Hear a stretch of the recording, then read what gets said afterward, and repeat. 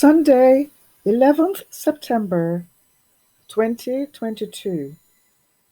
This is LU Life Church, your global spiritual community portal, and I am the host, Rev Dr D Palmer. To start, we will take a deep, grateful breath in the knowing that we are alive in this present moment. To life we give thanks. Amen. Today marks for LU Life Church a day of remembrance and thanksgiving for the life of Elizabeth II, the deceased Queen of England and mother of King Charles III, the new King of England. I must give thanks for her long reign and consistency and faithfulness to the pledge she made in her young life that she would give her whole life in service to her country, and this she did right up to the time of her passing. Today's message comes to tell us, to make us aware that the life that lived her was the life of God. And more importantly, to assure us that the life that lives you and I today is that very same life of God. Indeed, life is one. From the time of my birth, I was to know there was a queen. So it was a surprise for me this week when on awaking, there was no monarchy. Then the following day, there was a pause. The day after that, there was a new monarchy. So within 3 days, over the course of 3 days, there was a passing, an ending, a pause, a beginning, and a new start. Such is this thing we call life. Within life, within our form, we are likely to experience change. Change at any given time, be they good or not so good. Some even beyond our human control or understanding. Whatever the case, I have come to realize and to understand during my life under the reign of Queen Elizabeth II, I've understood the ravages of war, the horrors of colonialism, and its post-traumatic diagnosis of its stealth and enslavement practices. I've also come to know the Republic, the independence of freedoms through the Commonwealth of Nations.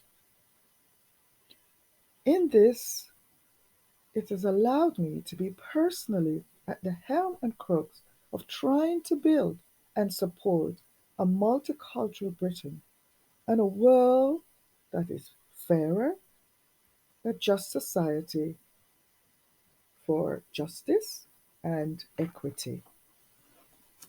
Today, in remembrance, today, in reflection and pause, I would like to think of the late Queen as woman, mother, grandmother, and in all those relationships as family. And as they celebrate her long life and dedication to her work, be it good or whether we consider it not good, she was true to her word for her whole life.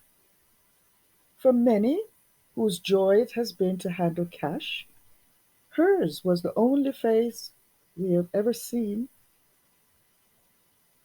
in this country of Great Britain.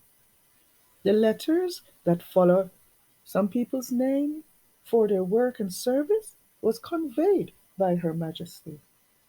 And so this morning, LU Life Church grieved the passing of the life of the late Queen Elizabeth II, in acknowledging that hers was the life of God, the life of God that lives us all. And in acknowledging that hers was the life of God in form We acknowledge that it is the same in each of us. So we are celebrating today the life that lives us all. We are prompted through her life to consider our own lives, our own pledges, and how we live and move and have our being. Her life prompts us today so that when at the last we too make our transition, it will be said of our lives that we lived our lives well, that we will be remembered as she is all over the world today, remembered and celebrated for being consistent in life and service. As I close this short segment, I pray now for our new King, King Charles III.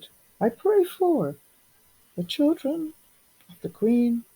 I pray for her grandchildren, her family, and close relatives, praying comfort in their grief and healing in the days to come.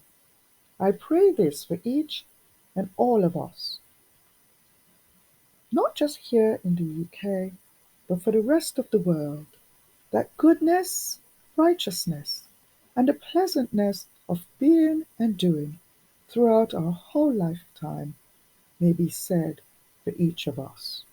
Amen.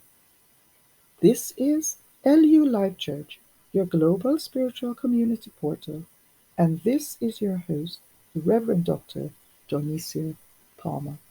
Please pass this on, leave us a thumbs up, leave your comments or your prayer requests or your prayers in the comment box below. Thank you. Have a great day and a great life ahead.